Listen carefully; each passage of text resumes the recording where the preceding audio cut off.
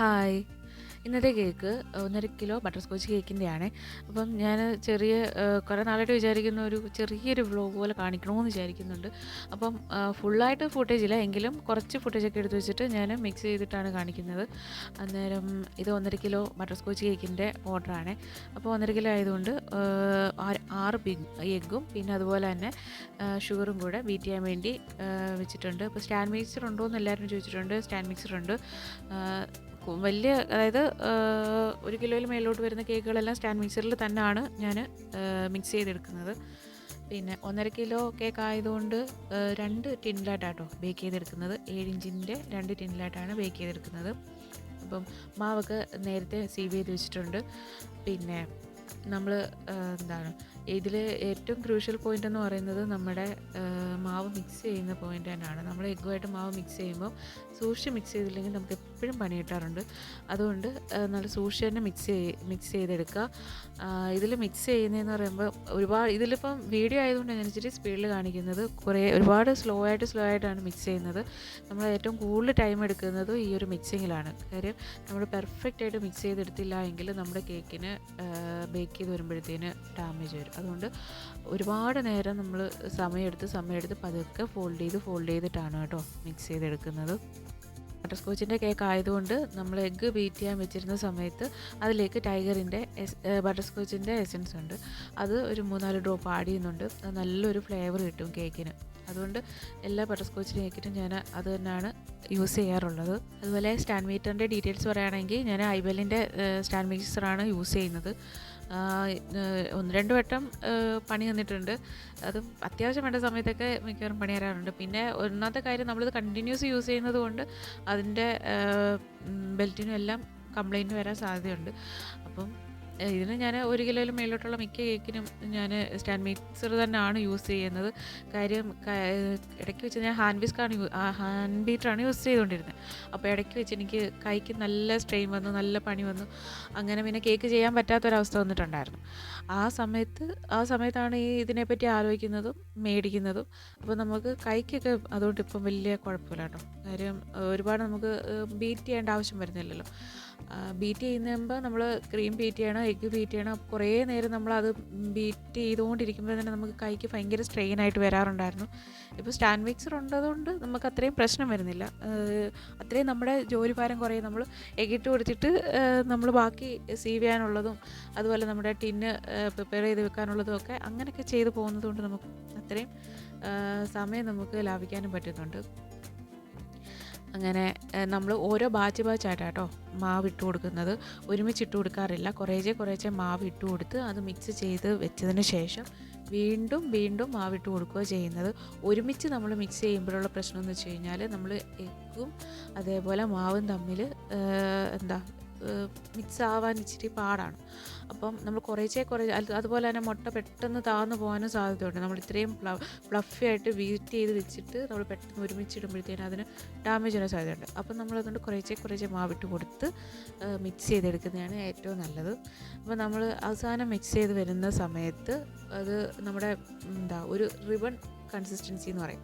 അതാണ് ഏറ്റവും നമ്മുടെ പെർഫെക്റ്റ് കേക്കിന് വരുന്ന ഒരു ഇതെന്ന് പറയുന്നത്. അപ്പം നമ്മൾ എല്ലാം മിക്സ് ചെയ്ത് നമ്മൾ സ്പാച്ചുല വെച്ച് നമുക്ക് മിക്സ് ചെയ്യാം. ഞാനിവിടെ സ്പാച്ചുല യൂസ് ചെയ്യാറില്ല. നമ്മുടെ വിസ്ക് വെച്ചിട്ടാണ് മിക്സ് ചെയ്യാറ്. അപ്പം അവസാനം നമ്മൾ നമ്മുടെ സ്പാച്ചുല വെച്ചിട്ട് എടുക്കുന്ന സമയത്ത് അത് ഒരു റിബൺ അഴിച്ചിടുമ്പോൾ എങ്ങനെയാണോ അതേപോലെ വരുവാണെങ്കിൽ അത് പെർഫെക്റ്റ് ആയിട്ടാണ് വരുന്നതെന്നാണ് പറയുന്നത്. അപ്പം ഞാനിപ്പോൾ ചെയ്തപ്പോഴും എനിക്ക് അങ്ങനെ തന്നെയാണ് കിട്ടിയത്. അങ്ങനെയാണ് എല്ലാ കേക്കിലും ചെയ്തെടുക്കാറ്. പിന്നീട് നമ്മൾ 2 ടിന്നിനകത്തായിട്ട് നമ്മൾ ബേക്ക് ചെയ്യാൻ വെക്കുകയാണ് ചെയ്യുന്നത്. ഞാനിവിടെ 7 ഇഞ്ചിൻ്റെ ടിന്നാട്ടോ ബേക്ക് ചെയ്യാൻ വേണ്ടി എടുത്തിരിക്കുന്നത്. നമ്മൾ ആ 2 ടിന്ന് എടുത്തിട്ടുണ്ട്. 2 ടിന്നിൽ നമ്മൾ പകുതി ഒഴിച്ചു കൊടുക്കുന്നുണ്ട് മാവ്. അപ്പോൾ ഒഴിച്ചു കൊടുത്തതിന് ശേഷം നമുക്കിത് ബേക്ക് ചെയ്യാൻ വേണ്ടി വെക്കാം. ബേക്ക് ചെയ്യാൻ ഞാൻ 180 സെൽഷ്യസിൽ ഒരു 25-30 മിനിറ്റിനുള്ളിൽ തന്നെ ബേക്കായി കിട്ടാറുണ്ട്. അതേപോലെ നമ്മൾ എപ്പോഴും നല്ല രീതിയിൽ ടാപ്പ് ചെയ്യണം. ടാപ്പ് ചെയ്ത് അതിലെ എയർ ബബിൾസ് എല്ലാം കളഞ്ഞതിന് ശേഷം മാത്രമേ ബേക്ക് ചെയ്യാൻ വെക്കാവൂ. ഇതാട്ടോ എൻ്റെ ഓവൻ. എൻ്റെ വണ്ടർ ഷെഫിൻ്റെ ഓവനാണ്. ഇപ്പോൾ എനിക്ക് തോന്നുന്നു 3 വർഷത്തിൽ മേലെയായി ഞാൻ ഓവൻ മേടിച്ചിട്ട്. പിന്നെ എനിക്ക് അന്ന് തന്നെ ഒരു ബ്ലാക്ക് ഫോറസ്റ്റും കൂടെ കൊടുക്കാനുണ്ടായിരുന്നു. അങ്ങനെ ആ ബ്ലാക്ക് ഫോറസ്റ്റ് കേക്ക് നേരത്തെ ചെയ്ത് വെച്ചിട്ടുണ്ടായിരുന്നു. ഇത് ബട്ടർ സ്കോച്ചിൻ്റെ സോസാട്ടോ, ഹോം മെയ്ഡ് സോസാണ് യൂസ് ചെയ്യാറ്.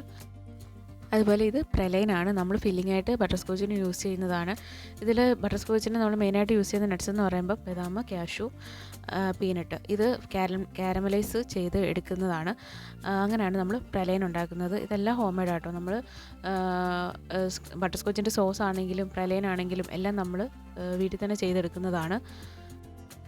അതുപോലെ ഓർഡർ തന്നതെന്ന് പറയുമ്പോൾ നമ്മുടെ ബെസ്റ്റ് ഫ്രണ്ടിൻ്റെ കുഞ്ഞിൻ്റെ ബർത്ത്ഡേയുടെ കേക്കാണ്. കഴിഞ്ഞ തവണയും ഞാൻ തന്നെയാണ് ചെയ്തത്. കഴിഞ്ഞ തവണ 2 ടയർ കേക്കായിരുന്നു, ഡോളൊക്കെ വെച്ചിട്ട്. അപ്പോൾ ഈ തവണ 2 ടയർ കേക്കാണ് ആദ്യം പറഞ്ഞത്. പക്ഷേ എനിക്ക് കൊണ്ട് കൊടുക്കാനുള്ളൊരു സാഹചര്യമില്ല.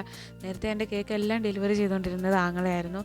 അവനിപ്പോൾ സ്ഥലത്തില്ല. അതുകൊണ്ട് വലിയ കേക്കുകളൊക്കെ എനിക്ക് കൊണ്ട് കൊടുക്കാൻ പറ്റുന്നതാണെങ്കിൽ മാത്രമേ ഞാൻ എടുക്കാറുള്ളൂ. അല്ല വന്നെടുക്കുന്നതൊക്കെ ആണെങ്കിൽ ചെയ്ത് കൊടുക്കാറുണ്ട്. പക്ഷേ നമുക്ക് കൊണ്ട് കൊടുക്കാനുള്ള ഒരു ബുദ്ധിമുട്ടുണ്ടായതുകൊണ്ട് അങ്ങനെയുള്ള നമുക്ക് വരുന്ന 2 ടയർ കേക്ക്, അങ്ങനത്തെ ടാൾ കേക്ക് ഒക്കെ ആണെങ്കിൽ പറ്റുന്നതൊക്കെ മാത്രമേ ചെയ്ത് കൊടുക്കാറുള്ളൂ. എടുക്കാൻ വരുന്നതാണ് എങ്കിൽ ഉറപ്പായിട്ടും ചെയ്ത് കൊടുക്കാറുണ്ട്. പക്ഷേ നമുക്ക് കൊണ്ടു കൊടുക്കാനുള്ള ഒരു സാഹചര്യം ഇല്ലല്ലോ. അല്ലെങ്കിൽ പിന്നെ അവർ തന്നെ നമുക്ക് എന്തെങ്കിലും വേറെ അടുത്ത് എന്തെങ്കിലും ഒരു ഓപ്ഷൻ പറയും. കാര്യം ഒന്നെങ്കിൽ ഇപ്പം 2 ടയറൊക്കെ ആണല്ലോ മിക്കവാറും ഫസ്റ്റ് ബർത്ത്ഡേക്കൊക്കെ പോവാറുള്ളത്. പക്ഷേ ഇപ്പം അങ്ങനെ കൊടുക്കാനുള്ളൊരു ഇതില്ലല്ലോ. ചിലപ്പോൾ അങ്ങനെ നമ്മൾ അങ്ങനെയാണെങ്കിൽ ചേച്ചി ഒരു കാര്യം സ്ക്വയർ കാക്കായിട്ട് ചെയ്ത് തന്നാൽ മതി എന്ന് പറയുന്നവരും ഉണ്ട്.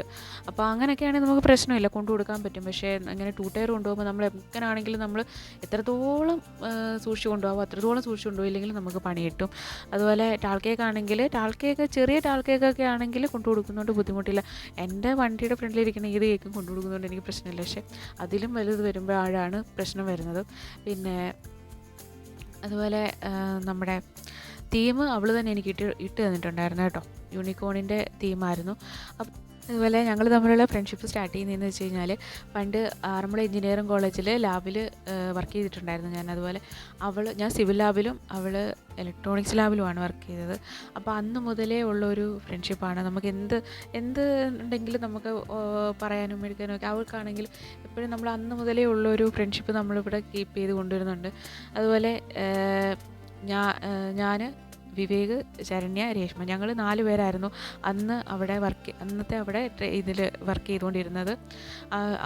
വിവേക് കമ്പ്യൂട്ടറിലും ഞാൻ സിവിലിലും. ഞങ്ങൾ രണ്ടും ഒറ്റയ്ക്കേ ഉള്ളായിരുന്നു. അവൻ്റെ ഡിപ്പാർട്ട്മെൻറ്റിൽ ഒറ്റയ്ക്ക്, ഞാൻ എൻ്റെ ഡിപ്പാർട്ട്മെൻറ്റ് സിവിലിൽ ഞാൻ ഒറ്റയ്ക്ക്. അതുപോലെ ഇലക്ട്രോണിക്സിൽ അവർ 2 പേരും ഉണ്ടായിരുന്നു. അതുകൊണ്ട് അവർക്ക് 2 പേർക്കും അവർക്ക് എല്ലാ ഹെൽപ്പിനാണല്ലോ. പക്ഷേ ഞങ്ങൾ ഒറ്റയ്ക്കേ ഉള്ളായിരുന്നു. എങ്കിലും നമ്മൾ ഉച്ച സമയത്താണെങ്കിൽ എപ്പോഴും നമ്മൾ ഒരുമിച്ചായിരുന്നു, 4 പേരും ഒരുമിച്ചായിരുന്നു. അതൊക്കെ ഒരു കാലം എന്ന് പറയാം. 1 വർഷം ഞങ്ങൾ ഒരുമിച്ചായിരുന്നു. ഭയങ്കര ഹാപ്പിയായിട്ടൊരു ഫാമിലി പോലെ ആ 1 വർഷം ഞങ്ങൾ അടിച്ചു പൊളിച്ച് ജീവിച്ചു എന്ന് പറയാം. എന്ന് വെച്ചാൽ അത്രയ്ക്ക് നല്ലൊരു സഹകരണമായിരുന്നു എല്ലാവരും തമ്മിൽ. പിന്നെ അന്ന് മുതലുള്ള ഫ്രണ്ട്ഷിപ്പാണ് ഇന്നും അത് കീപ്പ് ചെയ്തുകൊണ്ട് പോകുന്നുണ്ട്.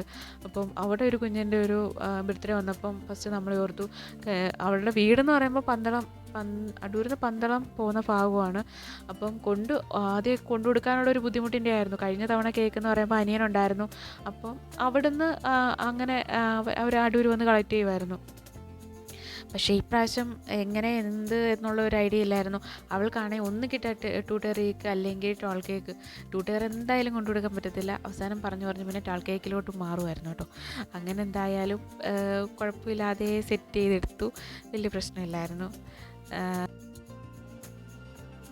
യൂണിക്കോണിൻ്റെ തീം കുറേ ചെയ്തിട്ടുണ്ടെങ്കിലും ആദ്യമായിട്ടാണ് കേട്ടോ ഞാൻ ഈ ഒരു തീം ചെയ്യുന്നത്.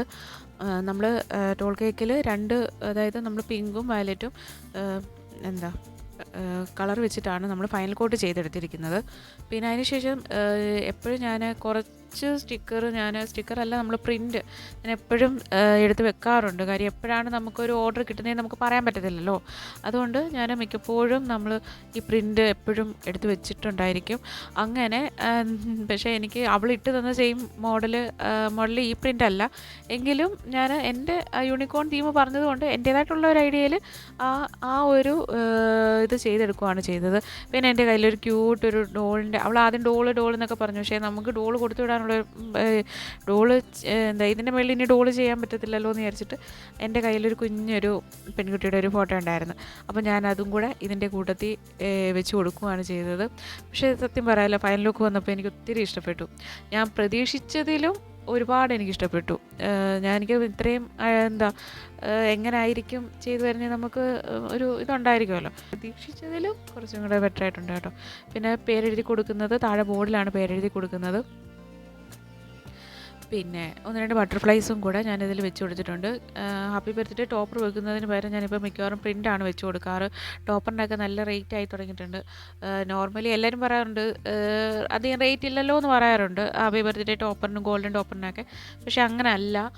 മിക്കപ്പോഴും നമ്മൾ ഷോപ്പിൽ ചെല്ലുന്ന സമയത്ത് 50+ ആണ് റേറ്റ് വരുന്നത്. 50 രൂപ പ്ലസ് ആണ് ഒരു ഗോൾഡൻ ടോപ്പറിൻ്റെ റേറ്റ് വരുന്നത്. അപ്പോൾ ഇങ്ങനെയുള്ള സാഹചര്യങ്ങളിലെല്ലാം ഞാൻ മിക്കവാറും ഇങ്ങനത്തുള്ള പ്രിൻ്റാണ് ഹാപ്പി ബർത്ത്ഡേയുടെ പ്രിൻ്റ് വെച്ച് കൊടുക്കാറുള്ളൂ. പിന്നെ അതിൻ്റെ കൂടെ തന്നെ എനിക്ക് ബ്ലാക്ക് ഫോറസ്റ്റ് കേക്ക് ഉണ്ടായിരുന്നു. ഇത് രാവിലെയും മറ്റേത് ഉച്ച കഴിഞ്ഞും ഡെലിവറി ചെയ്താൽ മതിയായിരുന്നു. അപ്പം രാവിലെ തലേന്ന് തന്നെ ക്രം കോട്ട് ചെയ്ത് പനൽ കോട്ട് ചെയ്ത് വെച്ചിട്ടുണ്ടായിരുന്നു. പിറ്റേന്ന് എടുത്തിട്ടാണ് ബാക്കി കാര്യങ്ങളൊക്കെ ചെയ്തത്. ഞാൻ എപ്പോഴും നമ്മുടെ ബ്ലാക്ക് ഫോറസ്റ്റ് കേക്ക് അല്ലെങ്കിൽ വൈറ്റ് ഫോറസ്റ്റ് കേക്കിൻ്റെ സൈഡിൽ നമ്മൾ ചോക്ലേറ്റ് ഇട്ട് കൊടുക്കുമല്ലോ. ചോക്ലേറ്റ് ഇട്ട് കൊടുക്കുമ്പം നമ്മുടെ ഈ സ്ക്രാപ്പറുണ്ട്, അതായത് നമ്മൾ ഈ സൈഡ് എല്ലാം ക്ലിയർ ചെയ്യുന്ന സംഭവം. അപ്പോൾ അത് വെച്ചിട്ടാണ് ഞാൻ ചോക്ലേറ്റ് സൈഡിലിട്ട് കൊടുക്കാറുള്ളത്. നമ്മൾ കൈ വെച്ച് എപ്പോൾ ഇട്ട് കൊടുത്തു കഴിഞ്ഞാലും നമ്മുടെ കയ്യിലെല്ലാം ചോക്ലേറ്റ് എന്ന് പറയുമ്പോൾ തന്നെ അറിയാമല്ലോ, നല്ലൊരു ഓയിലിയാണ് സംഭവം. ജസ്റ്റ് മെൽറ്റ് നമ്മുടെ കൈയുടെ ചൂട് കൊണ്ട് മെൽറ്റ് ആവുകയാണെങ്കിൽ അന്നേരം തന്നെ ഭയങ്കര ഓയിലിയാണ്. അപ്പോൾ ഞാൻ അങ്ങനെ വരാതിരിക്കാൻ വേണ്ടിയിട്ട് ചെയ്യുന്നൊരു കാര്യം എന്ന് വെച്ച് കഴിഞ്ഞാൽ നമ്മുടെ ഈ സ്ക്രാപ്പർ വെച്ചിട്ട് തന്നെ നമ്മൾ ചെയ്തെടുക്കുകയാണ് ചെയ്യുന്നത്. ഞാനിവിടെ കേക്കിൽ പേരെഴുതുന്നത് ക്രീം വെച്ചിട്ടാണ്. അതുപോലെ തന്നെ രഞ്ജുവാണ് കേക്കിന് ഓർഡർ തന്നത്. പുള്ളിക്കാരി ഫസ്റ്റ് ടൈം ആട്ടോ കേക്കിന് ഓർഡർ തരുന്നത്. എന്തായാലും കേക്ക് എല്ലാവർക്കും ഇഷ്ടപ്പെട്ടെന്നൊക്കെ പറഞ്ഞു. അന്നേരം തന്നെ മെസ്സേജ് അയക്കുകയൊക്കെ ചെയ്തു. അതുപോലെ വീഡിയോയ്ക്ക് സപ്പോർട്ട് ചെയ്യുന്ന ഒത്തിരി ആൾക്കാരുണ്ട്. അപ്പോൾ അവർക്കൊക്കെ ഒരുപാട് താങ്ക്സ് ഉണ്ട്. നമ്മൾ വീഡിയോ ഇടുമ്പോഴേ ലൈക്കും കമൻറ്റും ഒക്കെ ചെയ്യുന്ന ഒത്തിരിയും ഫ്രണ്ട്സ് ഉണ്ട്. അവർക്കൊക്കെ ഒരുപാട് താങ്ക്സ്. അതുപോലെ ഇനിയും ഇതുപോലുള്ള സപ്പോർട്ടൊക്കെ ചെയ്യണേ.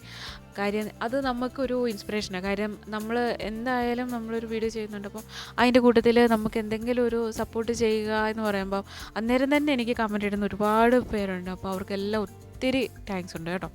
അങ്ങനെ 2 കേക്കും കംപ്ലീറ്റ് ചെയ്തു. ഫസ്റ്റ് കേക്ക് കടമ്പനാടാണ് ഡെലിവറിയും ചെയ്തു. സെക്കൻഡ് കേക്ക് അടൂരായിരുന്നു കേട്ടോ. അപ്പോൾ ഒരുപാട് നേരം കഴിഞ്ഞിട്ടാണ് കേക്ക് ഞാൻ ഒത്തിരി നേരം അവിടെ പോസ്റ്റായിരുന്നു. അങ്ങനെ വന്നു, കണ്ടു, കുറേ നേരം പഴയ ഒരുപാട് കാര്യങ്ങളൊക്കെ സംസാരിക്കാനുണ്ടായിരുന്നു. ഒരുപാട് കാര്യങ്ങൾ സംസാരിച്ചു, കുറേ ഫോട്ടോസൊക്കെ എടുത്തു. ഒത്തിരി നാൾക്ക് ശേഷം കാണുന്നതിൻ്റെ ഒരു സന്തോഷം, അത് പറഞ്ഞറിയിക്കാൻ പറ്റാത്തൊരു സന്തോഷം തന്നെയായിരുന്നു. അതിനുശേഷം കുഞ്ഞിൻ്റെ കട്ട് ചെയ്യുന്നതിൻ്റെ ഫോട്ടോയൊക്കെ ഇട്ട് തന്നിട്ടുണ്ടായിരുന്നു. അതും കൂടെ ഞാൻ ഇതിൻ്റെ കൂടെ അറ്റാച്ച് ചെയ്യുന്നുണ്ട്. ഈ വീഡിയോ ഇഷ്ടപ്പെട്ടെങ്കിൽ ലൈക്ക് ചെയ്യാനും കമൻറ്റ് ചെയ്യാനും മറക്കല്ല കേട്ടോ. വേറൊരു വീഡിയോ ആയിട്ട് കാണാം. അപ്പം ടാറ്റാ.